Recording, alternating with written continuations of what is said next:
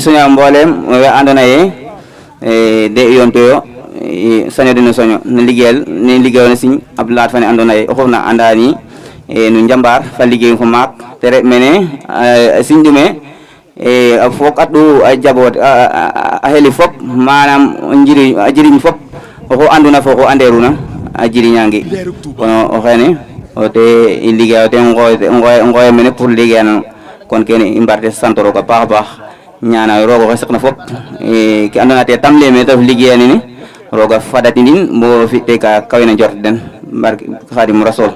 i ngoyayo mbooleem o fognu seereer fop ne liggéeyal jambaar nene refna Cheikh Abdoulaye Lahat refu luy jambaar lool na l'islam fo fop anno fop a njaɓanno ten kon in way santayo rooga fokatuna fa in ñaanayo roog fiyana in mbooleem ke andoona yee te fokat in me te ref mbaar nene roog a fi ta fad bo i njegte ka kawat njort in i soñayo fop mbasuma fop xaq te mbasanayo fop xaq ñaanayo roog a fokata in to a ɓaata in to fewlata in fa saytani to fokata in fa Cheikh Bamba fi jinaani ñuy soñ mbooleem nag ñi nga xamante ne nekk suñu ginnaaw ñu sañ a wax ak ñoom ci boole bi nga xamante ne boole nañu ko ak Serigne Abdou Lahad mi nga xamante ne kenn ku ne xam na njambaaram waaye kenn ku ne xam na it loo mën a doon ci askan moo mën a doon nangu nga njambaaru Cheikh Abdou Lahad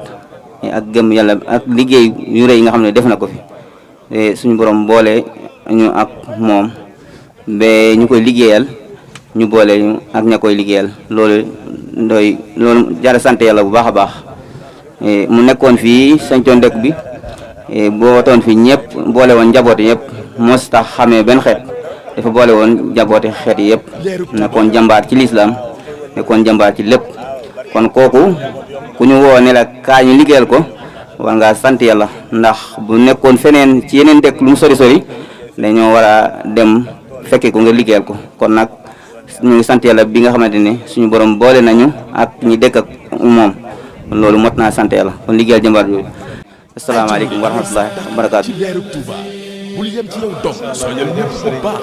ay jëmule ci Leerug Touba. su ngeen bëggee jot suñu publication mën ngeen abonné ci Leerug Touba. te bu leen fàtte laal.